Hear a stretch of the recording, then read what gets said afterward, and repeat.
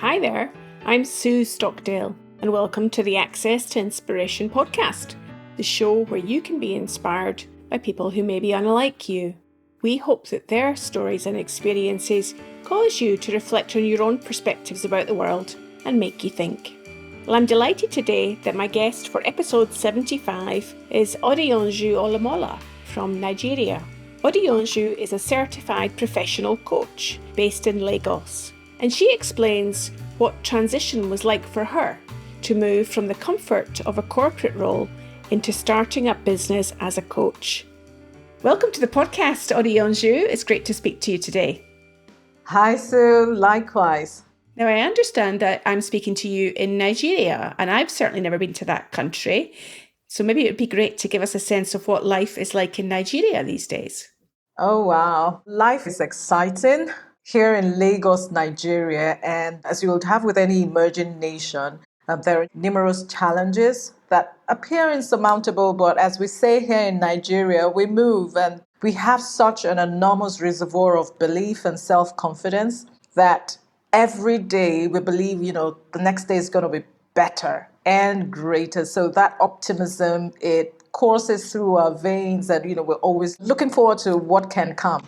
Well, I love that sense of optimism that you're describing there. One of the things we'll be speaking about is around your transition from working in the corporate space and moving into entrepreneurship. I'd love to hear about your career journey. I had an amazing 20 years, less 1 month. I always think that adding that less 1 month has a nice ring to it. So essentially 20 years. I worked in one organization. I worked for the Coca-Cola bottler here in Nigeria in diverse roles. And it was very exciting in the sense that I traversed through 3 different departments. Started out in IT for about 2.5 years, managing the help desk for the business, then moved on to public affairs and communications. Bear in mind, I have a first degree in industrial chemistry, which had no bearing to, that career. But that's where I spent the longest in public affairs and communications, about 14 years. And in the latter part of my career, because I felt, what next? It was a support function and I had reached the peak locally and there were no roles at the group office. So I moved to sales. I wanted a GM role. So I was heading the modern trade part of the business for about 3.5 years before I decided to start my own business in coaching. And in terms of that transition, that idea that you're leaving a corporate organization somewhere you've been for many years, what were your feelings and your thoughts with the idea of stepping into the world of entrepreneurship yourself? It was scary, but I think I kind of had been preparing myself and I was a bit prepared mentally for that transition in the sense that the year before I left, I actually started making plans in terms of registering the business and all of that. And the fact that I got introduced into coaching 5 years, prior and had been coaching internally, I was certified to coach internally. It also prepared me when I made that decision that I was going to go into coaching full time. It helped, with that transition, making that decision. Now, what happened after is a different ballgame. Getting into the world of entrepreneurship and going after clients. The first year or the first 6 months was kind of brutal because I felt, hey, I have what it takes. I've got the network. Once I send in a proposal, they're going to consider and I'll land coaching, engagements. Nah. It didn't work like that. There's always that wonderful optimism that you talked about earlier on there, that belief that things will work out when you start up in business. And then sometimes we come down to earth with a bump. When business didn't roll in as quickly as you had anticipated, how did you cope with that? Oh, it was tough. It was tough. I had already, mapped out how many clients I could take in a day. I had everything ready. And 1 month, 2 months, 3 months, not a single client. I panicked, even though I had decided I wasn't going back into the corporate world. So it was an all or nothing thing. I panicked. And I remember talking to a friend And, she laughed. We were hearing me moan and whine and scream and doing everything. And she just asked me a question, which I really could relate to, that what if the Coca-Cola inventor had closed shop after 3 months just because he hadn't sold a bottle? And that brought things, home for me that, okay, he didn't. So this is normal. Some people, maybe first day they land jobs. Some people, it may take 6 months or even a year. So that made me breathe and take a step back and realize that I was actually waiting for the clients, just send an email and expect that they would, contact me. So I started to be a bit more aggressive, started attending meetings and fairs and conferences where my target audience were HR directors, CEOs, and striking up conversations and talking to people. And I landed my first job after that. So it's funny you're saying around the difference between doing selling for your own business and when you were in sales within the corporate space. It's a little bit more difficult. When you're selling yourself as part of that service, it makes it a little bit different than selling a product. What do you make of that, Adeyanju? Yes, it is, because I think I had dissociated myself from the product or the service that I was offering. And it was a giant wake up call that it's not just about the service I'm offering or the products from this service, it's also about me. And I needed to leverage the enormous goodwill that I felt I had banked whilst working in the corporate world. I had to bring all of that in, do marketing as well, because I think it was almost like I forgot everything about selling and had to now bring myself back to say, okay, these are the things you need to do. Who are your target audience? What exactly do they need? Can you provide that service? How can you speak the language? And that was something that we learned and also put in practice whilst working with the beverage producer. You need to hear and also speak your customers or your consumers' language. It's not about your own speak. So I had to abandon all that coaching talk and really speak the language of my buyers, so to say, what it is they're going through and how coaching could move them to their desired outcomes. So you're reminding me of that importance of language. And sometimes the language that people do speak in corporates is quite different from other walks of life. And being able to do that translation and step into your buyer's shoes is so important. It is. Now, the other thing that you just remind me of as you're speaking there is around follow up.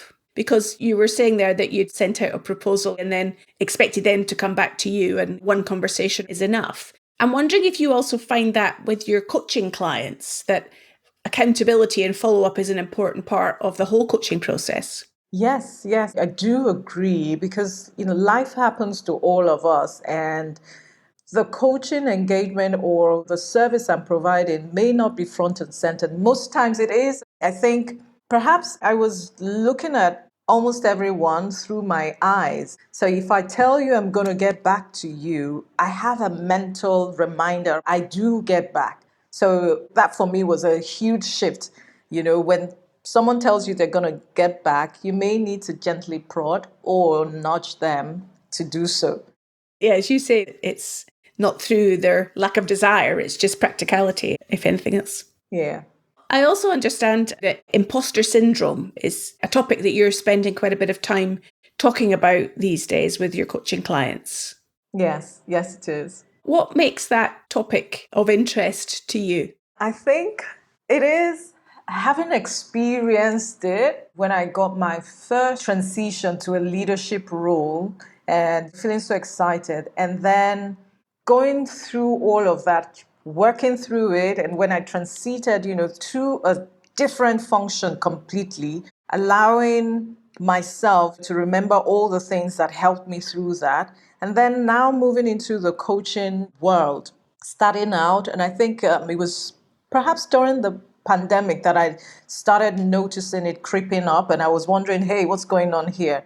And listening to clients as well and seeing how accomplished men and women go through those feelings of imposterism, and you're just you almost feel like shaking them, but you can't, because, and I remembered myself as well, no one knew what was I was going through, because I would show up at work, but I was literally terrified every single day that that feeling kind of like sunk its claws in me until I sought help and I was able to walk free.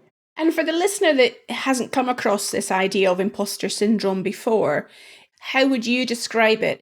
Okay, so I would say this that it is a psychological pattern in which an individual doubts their skills, their talents, and accomplishments, and they have a persistent, it is there, it's persistent, internalized fear of being exposed as a fraud. So all of that is actually going on within. You may not see it on the outside. And if I would describe it, it's like an accomplished swimmer with all the right gear jumping into a pool of water and they're thrashing about, and if they feel as if they're drowning and they're actually going under, or so it seems, and they discover later on that the water is just knee deep, just as the sign said. But they saw the sign, that's why they jumped in, hoping to stand, but they fell face flat. So it's, you actually forget who you are, you forget what you've accomplished so far, you lose your bearing for a short while. And for some people, it extends into a long period. Even as I'm listening to you, I can identify a sense of almost panic that might be felt by the person. Yes. Oh, yes. I mean, for me, when I had my first experience of the imposter syndrome was I had just been promoted to head of function. I mean, this was something I worked hard for, I looked forward to, and I got it. And I think it was the first week, I kind of like froze. And I started having conversations in my head. Oh my God, they're going to realize they made a mistake. The GM is going to call me. I actually had the conversation typed out, printed in my head. He's going to call and say, Yonju, we made a mistake. We promoted you too early. But what we're going to do is we're going to have someone that you shadow for a year and we'll just give you another title. So we'll just move office. I mean, it was crazy. I would literally come into the office, not really be able to do anything. But I would sit at my computer, working, or so it seemed. And this went on for weeks, for almost a month, until one morning I said, you know what, I can't continue like this. The phone rings, I'm jumping because I'm so scared that it's going to be the GM to give me those lines. And I reached out to someone to say, this is what I'm going through. I need a woman who is accomplished, who is more or less at the top of her career, is married. And if they have kids or not, it doesn't really matter because I didn't have children. And the gentleman, linked me up with the MD of one of the banks here in Nigeria. And incidentally, she's now on the board of Coca-Cola Hellenic. And I had a conversation with her for an hour and it set me straight. What did she tell you that really was impactful? She listened to me when I came in when, she was like, okay, I understand you wanted to talk to, but really what's going on with you? And there I was, my voice was shaking, teary eyes and everything. She listened to everything I had to say and she says, Coca-Cola, that's a multinational. And multinationals don't take decisions, lightly. This was well thought through. So first get it in your head. They did not make a mistake. So you worked hard for this. They felt you had the track record and the potential. And that was it for me. I can't remember anything she said, but I just remember what she said that day about they did not make a mistake. They saw your potential and you got that role. And I'm wondering that when you then heard that message from an external source, did that help you then to start to introduce that into your own self-talk? So you were then telling that message to yourself as well? Oh, yes. Yes, it did. Because I actually remembered all the work I had put in to get this job and realized that I deserved this. I was the best candidate. So it wasn't a case of, there were others better than me. I was the best candidate and I let everything grow and I set my mind to learning what to do and growing. And it helped me when I made the transition to sales. I mean, I'd never done anything in sales before. And I went in with a statement that I read, I think it was by Sir Richard Branson, that when someone offers you an opportunity, say yes and then learn how to do it. And another one was my mantra, which served me throughout that period and is still serving me. And it was, what I don't know, I will learn. So I came to the office every day. I had both by my desk printed, and it really helped me that if I don't know something, I would ask and learn how to do it. Those are such useful tips to remind our listeners about. The other point that I think you bring up in what you say is the word potential. And that strikes me that employers don't necessarily always hire the fully formed, complete package in somebody. They're actually hiring somebody who's got potential to grow and develop. So if you're already fully formed, why would you take the job? And I'm wondering whether you would agree with that view as well. I would agree, yes. Part depending on the role. At times, you would hire someone who is fully formed because you need to hit the road running. But also that person's got potential. And I really believe that employers hire for potential. And if you're enjoying this episode, you can listen to other episodes featuring the subject of transition. Back in episode 2, I spoke to Harriet Minter about career change and transition. And in episode 11, also I spoke to Deb Downing and Dennis Borner, who transitioned from the world of work into a Caribbean sailing adventure.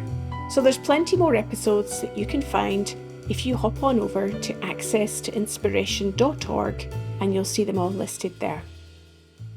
So when you're working with clients these days and they start to open up and reveal that they maybe are feeling like an imposter, what do you do or say to help them overcome that feeling? I think it starts first with self-awareness and helping them to really be aware of themselves, who they are, how they've come that far. And we begin to look at what I'll call the truth and the facts. So it's various means. I could ask you, and this I learned from a friend, to do a list of your accomplishments. And usually the number scares people, 50 accomplishments in the last 2 years. And they go, 50, that's a lot. But I then qualify to say it doesn't have to be something massive like winning a Nobel Prize. Anything. You learned how to make a muffin. You learned how to drive, or you taught someone how to drive. And you'll be amazed how much people would then sit down and begin to think about and write down their accomplishments. I once worked with a group of ladies, and I said, okay, because it was a group session, it was 10 accomplishments. And what they came up with was truly amazing, and just got them to read it out, to the rest of the group, just by hearing themselves and what it is they had accomplished, and the fact that they had disregarded it and just chucked it as, oh, it's no big deal. It is a big deal. And in terms of where imposter syndrome may manifest itself, are there any particular areas, if you like, that you find that people experience imposter syndrome more than others? Not really, but I think the common thread is really about the narratives that have shaped us from an early age and into adulthood. The stereotypes, the self-talk, and what has been said to you. And by the time you internalize all of that, and you are then faced with things that you're not familiar with, new terrains, new circles, new roles, even being in the presence of other people, I think those are some of the triggers that enable the imposter syndrome, to manifest itself. Because you look at some people and it's like they have no business feeling like a fraud, but they do. You mentioned the word narrative there, and we've got to the stage in your narrative, in your story, that you are an entrepreneur and you're beginning and starting up a coaching business. So as we always like to know in a story, what happened next? So I did start. My business is about 4 years old. And I guess really sitting and deciding what I wanted for myself as a growing business was and is still key to the trajectory that I am on now. I decided, in terms of the vision for my business, that I wasn't just going to be a local coach. I wanted to be resident locally, but operating globally. And I think it was about 18 months into my business that I adopted or changed my business model and made it a hybrid model in the sense that I do and I will go after clients locally or internationally as the opportunities rise, but also I will collaborate with bigger coaching firms. And that has really worked well for me in terms of exposure, being able to coach across different cultures around the world. So that is where I'm at now. It is exciting and I'm growing professionally. Also, my business is growing as well. One of the questions I often ask my coachees, and I'm going to put it to you and see what you make of this one, is what do you believe that the world is calling you to step up to these days? To enlargement, not holding back, lengthening my cords and strengthening my stakes. So it's expansion and not holding back. Wow.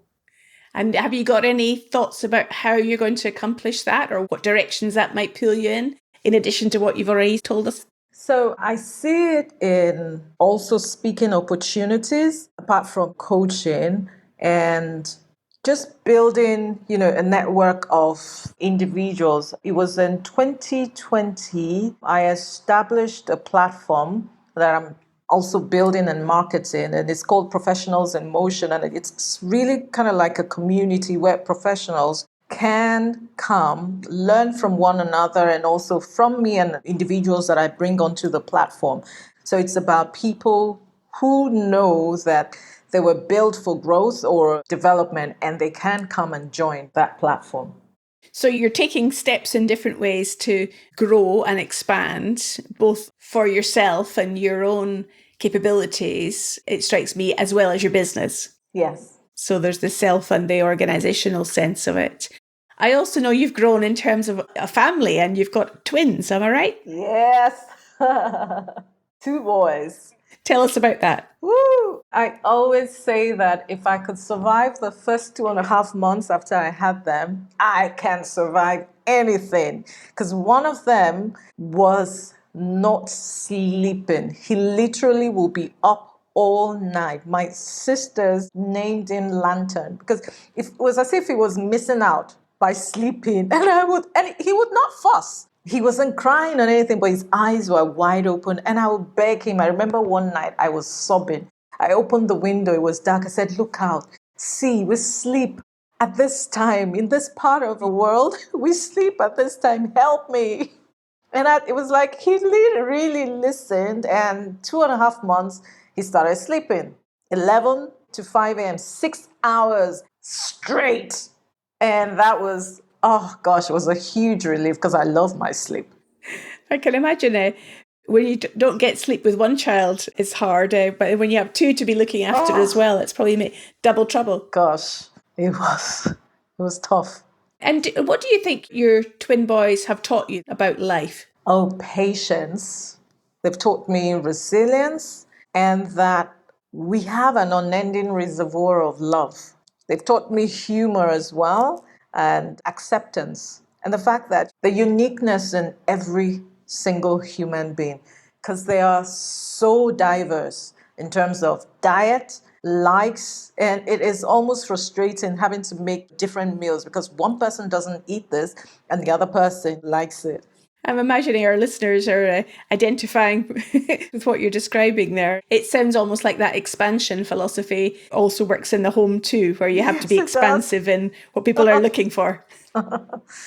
If you were going back to give the young Adeyanju some advice from now where you are in life, what would you give to your teenage self? I would tell Adeyanju, don't stop dreaming, breathe. The life is a marathon and to embrace the journey fully and have fun. No regrets.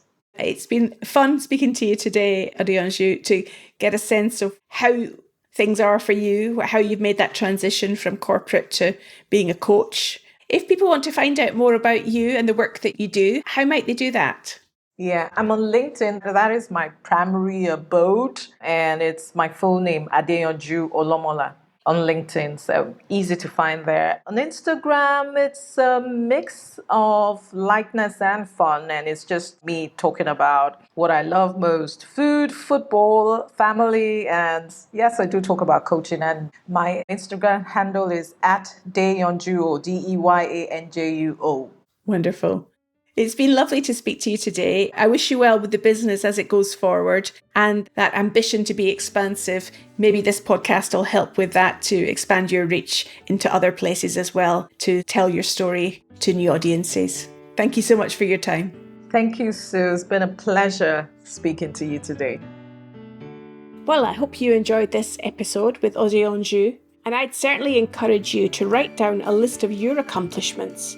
If you're having a day when you doubt yourself, there's nothing like looking at evidence to prove that you can achieve things.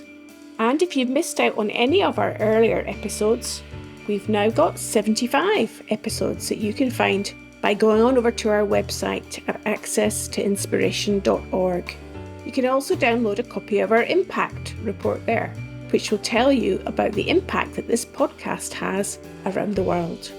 Next week, I'll be speaking to Susan Murphy, a broadcaster who's spent many years helping people to discover how they can communicate with an authentic voice. I hope you can join me then.